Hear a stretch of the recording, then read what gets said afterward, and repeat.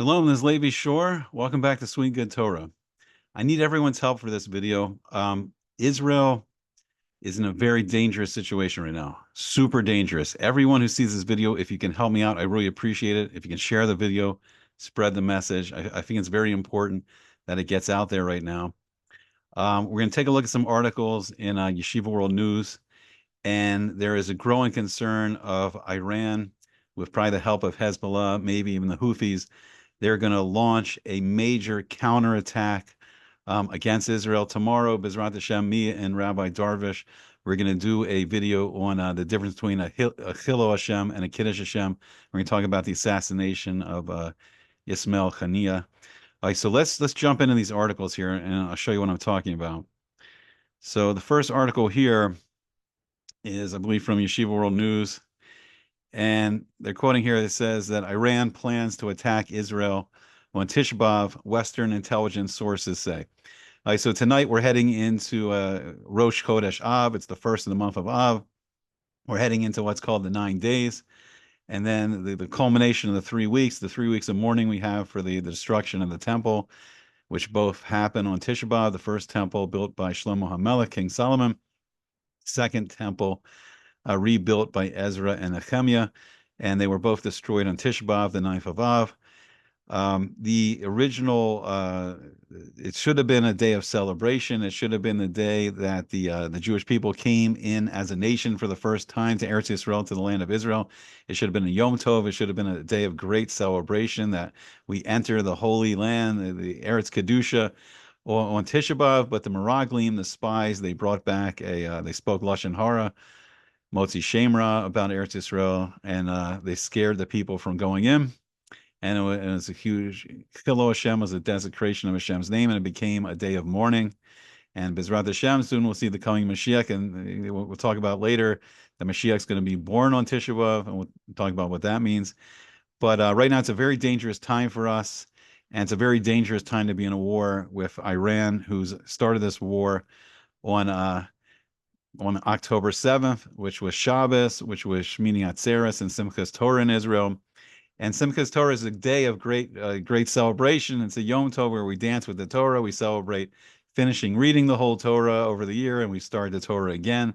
And it's a great day of happiness, and it turned into a great day of tragedy.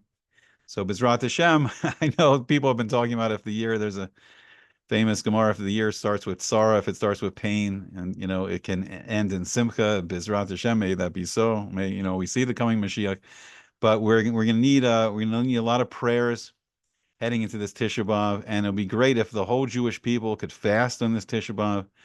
And the more we mourn for the temple, the more we're going to see the temple rebuilt. And it would just be very powerful. Jews that even aren't religious, if you've never fasted on a Tisha B'Av before, this will bring tremendous protection to the Jewish people on this Tisha B'Av, and it could be a major war starting. And then Bezrat Hashem, the whole Jewish people should dance, coming up, only a few months away now, on the next Simchas Torah, that the whole Jewish people could be dancing with the Torah. That would be amazing to see. All right, so let's take a look at this article. So we'll see what they're saying here. So Western intelligence sources, generally when the news doesn't actually quote someone, I'm a little suspicious of these anonymous intelligence sources, but here we go again. So Western intelligence sources have revealed that Iran is planning to attack Israel on Tisha B'Av in response to the assassination of Hamas leader Ismael Haniyeh, and that'll be coordinated with Hezbollah. So according to Sky News Arabia, the attack is planned for August the 12th or 13th. I don't know how they know this. I don't know why Iran would telegraph what they're going to do. But there does seem to be some sense that they would see that Tisha B'Av is a day where the Jewish people are very weak, and that would be a good day for them to attack. So they were an attack when Tisha B'Av begins. So Iran's supreme leader, Ali Khamenei, has vowed to take revenge for Haniyeh's assassination, writing on social media, following this bitter, tragic event, it is our duty to take revenge. The report suggests that targeting Israel and Tisha B'Av has emotional and psychological significance, aiming to exploit Jewish-Israeli vulnerability on this day. Historical traumas and images of destruction may be revived, and the attack may bring an element of surprise, catching security forces off guard. Iran allegedly hopes to transmit a message to the Islamic world that Israel is vulnerable to destruction, potentially pushing the international community to seek political solutions to the conflict. The attack may also boost morale for terror groups attacking Israel, and chas v'shalom, they could try attacks around the world. So showing that Iran will continue to support them. So this would not be the first time Iran has attempted to attack Israel. In April, Iran launched hundreds of drones and missiles, but 99% were shot down by Israel and its allies, causing only minor damage. Okay, so people do feel like there's a big attack coming. I mean, Iran has been using their proxies since October the 7th. So Hamas is one of their proxies, carrying out the attack. And then Hezbollah has launched some barrages of rockets and missiles, but nothing huge yet. They've really been holding back.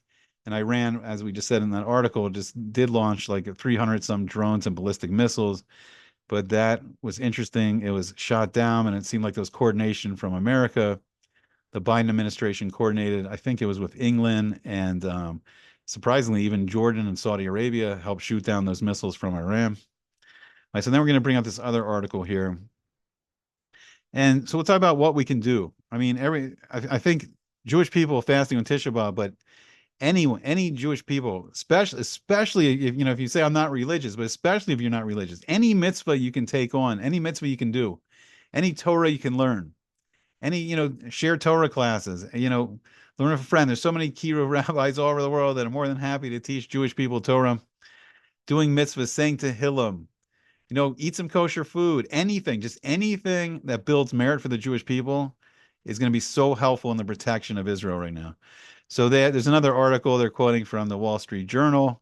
This is also in Yeshiva World News. That Iran, doesn't care if the attack on Israel sparks a war. So let's see what it says here. So Iran has rejected efforts by the U.S. and Arab countries to moderate its response to Israel's elimination of Hamas leader Ismael Haniyeh in the heart of Tehran. Excuse me. Iranian officials told Arab diplomats over the weekend that it doesn't care if its response sparks a war. The Wall Street Journal reported on Sunday. In a rare trip to Iran, Jordanian Foreign Minister Ayman Safadi, he flew to Tehran on Sunday to meet with his Iranian counterpart and make a last-ditch effort to deter the regime from attacking Israel. Safadi's visit is the first senior Jordanian official to make an official visit to Tehran in 2 decades. Israel is now in a multi-front war against the Iranian axis of evil, Israeli Prime Minister Benjamin Netanyahu said on Sunday. We're ready for any scenario, either defensive or offensive. I repeat to our enemies, we will respond and exact a heavy price for any act of aggression against us from any arena. So anyway, so the assassination of Haniyeh right in the heart of Tehran was massively embarrassing for Iran. I mean, they're fighting a jihad, a holy war, according to them. I think the Israeli government is fighting a secular war. So these things are not they're not on the same wavelength. But I think from Iran's perspective, it makes Islam look very weak. And I think they're going to respond in a big way. So B'ezrat Hashem, we can do a lot. And I'm asking for everyone's help. Just Jews, I don't know. I mean, we're living in the secular West, and I think sometimes we don't appreciate the power of doing mitzvahs and the power of learning Torah. And the more Jewish people to do it, it's going to have an incredibly powerful effect. And B'ezrat Hashem, on this horrible attack is going to be defeated, and the Jewish people in Israel and around the world should be protected. And B'ezrat Hashem, maybe some people are right. Maybe if the year started with the Tzara, the October 7th of Simchas Torah, B'ezrat Hashem, we could see great things, the coming of Mashiach. And B'ezrat Hashem, wouldn't it be amazing to see like the whole Jewish people dancing on the next Simchas Torah? Okay, I hope you enjoyed it, and I hope to see you back again soon on Sweet and Good Torah. All the best.